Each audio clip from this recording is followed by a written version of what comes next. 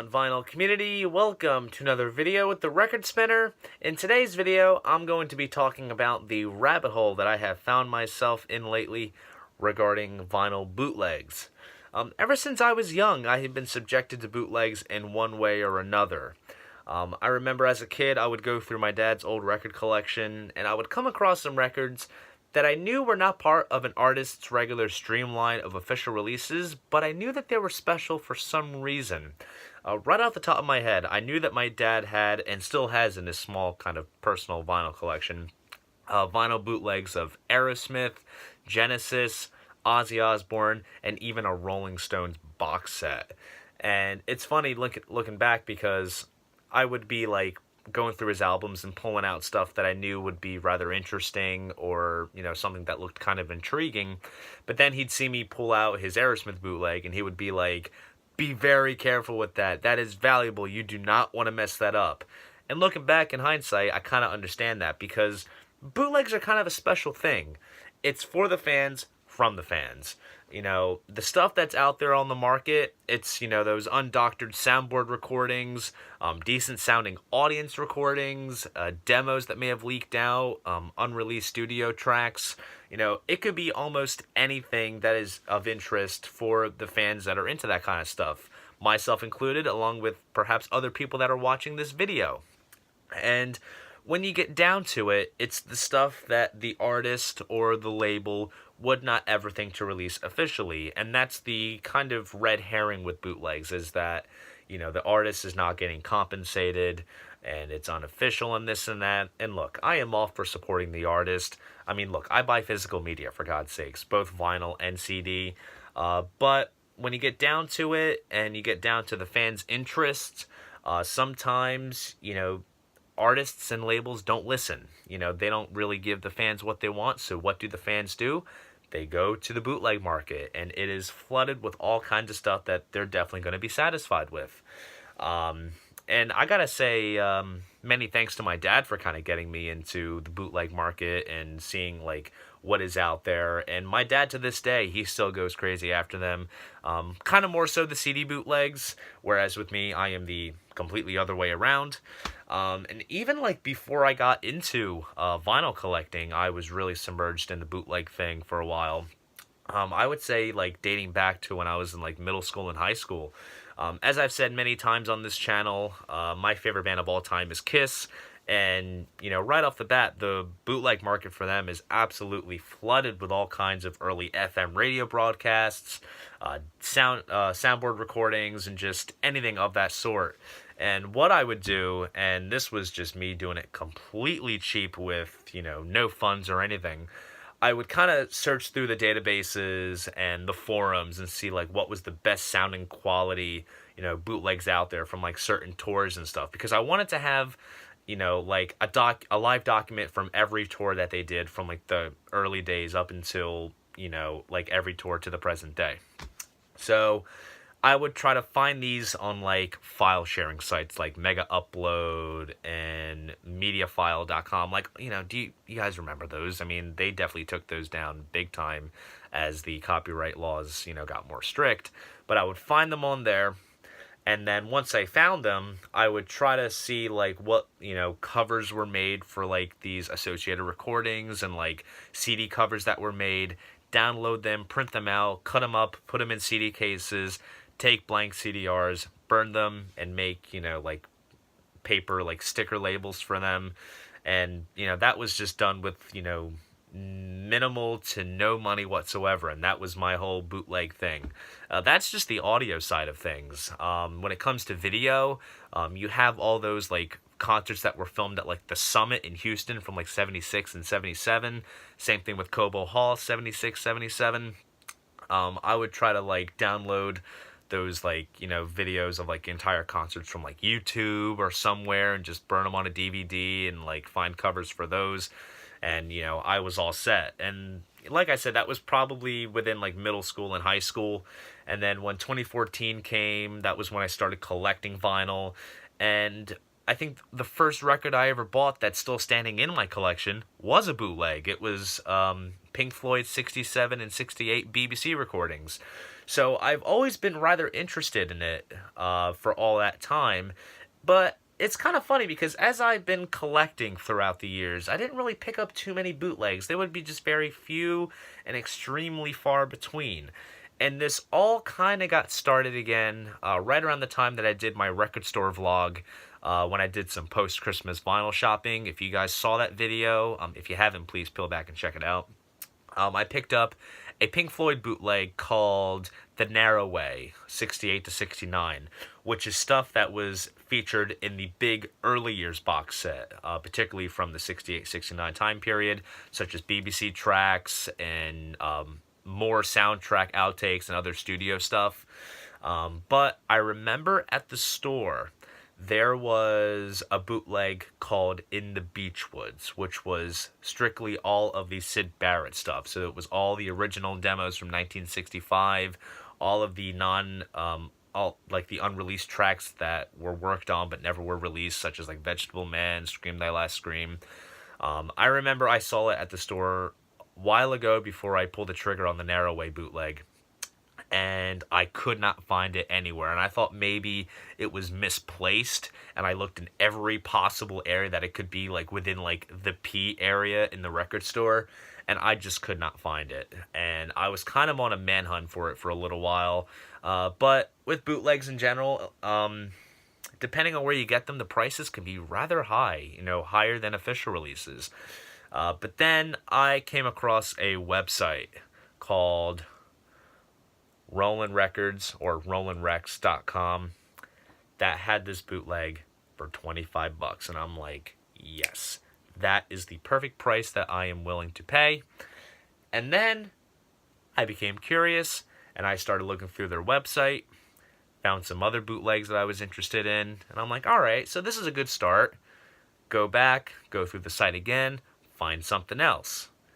Go back a couple days later, then something else comes up, and just from the point that I found the Pink Floyd, bootleg that I was looking for to now, I have gotten quite a good amount of releases that I thought an entire video was worthy of showcasing my acquisitions and showing you guys what I got. So enough of the chit chat. Let's jump into what this video is all about. So this is the In the Beechwoods bootleg that I was telling you guys about.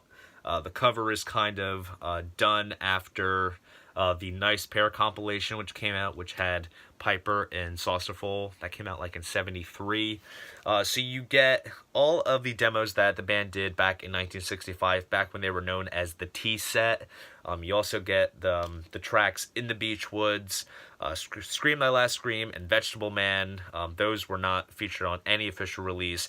Heavily bootlegged for a long time. Finally were released as part of the early years box set. There's also a different, I believe it's like a French EP edit of Interstellar Overdrive. You get 2010 mixes of Matilda Mother and Jug Band Blues. You get an acetate version of Sam Lee Play. Just all kinds of interesting stuff from the Syd Barrett period. Basic black vinyl. Most of this stuff is featured and sourced from the early year set, so the quality is absolutely outstanding. And the other one that I found that I purchased at the same time as this one here, and this one was just a really nice gem to find, is this one. This is called Stockholm 1967. This is another one sourced from the box set. This is the band's concert at the, and forgive me if I'm mispronouncing this, the Gilleen Cirkeln from Stockholm, Sweden, from September 10th, 1967. It is by far the most decent sounding live recording from the Syd Barrett period. The band sounds crystal clear. The vocals are slightly inaudible in places. It's kind of a shame, but I mean, it is the best of what's out there. I do love this cover very, very much. It's kind of funny. The photos that are featured here were taken at the Roundhouse in London in '67. But the photo here on the backside is actually taken at the venue the afternoon before the show. You get some all kinds of stuff here. You get Reaction in G, a really rockin' instrumental. You get even a live version of Set the Controls for the Heart of the Sun with Sid on guitar, Scream Thy Last Scream, Sam Lee Play, Power Talk H. I mean, just all kinds of great stuff. This is another one sourced from the box set, so the quality is outstanding. Just very, very cool to have in my collection, and also just a great piece of classic Sid period live stuff. So very, very, very nice. So that was the first, package that I got. I got these two, and then the rest of them I kind of bought individually one by one as I kept coming through the website.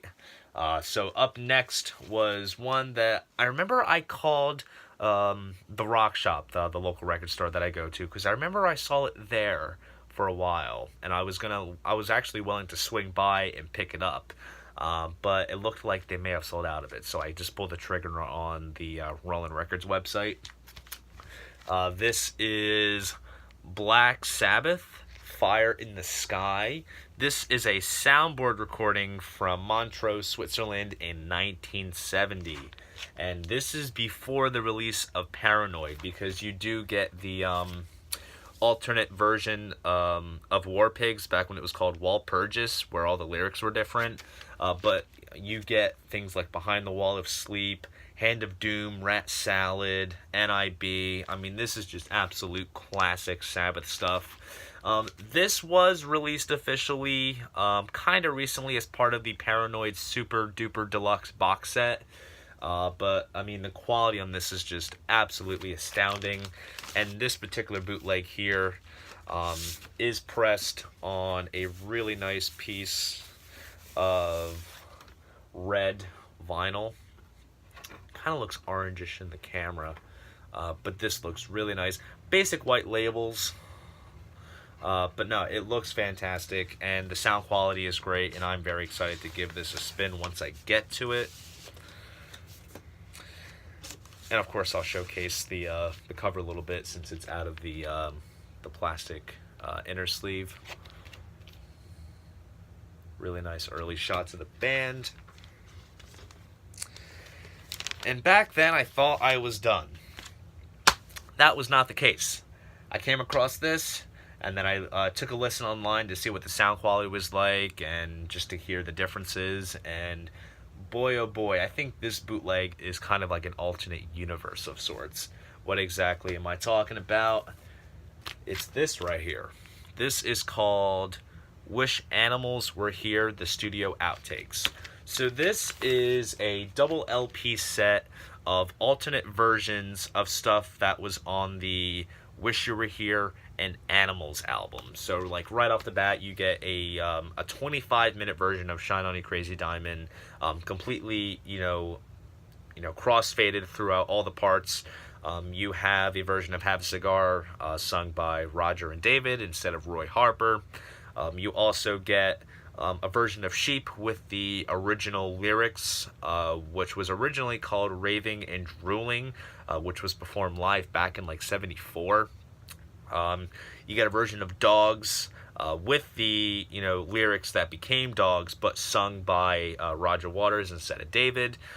You also get kind of a more stripped back version of the song Pigs, the sound effects in the Sheep track. I mean, just all kinds of stuff. You kind of get a little merging of the two album covers. You get the Burning Man right here, and you got the Battersea Power Station with the pig. Here's a really cool shot of the band on the back side. And then we have a cool picture of the band in the studio during Wish You Were Here. It's a 2 LP set, like I said.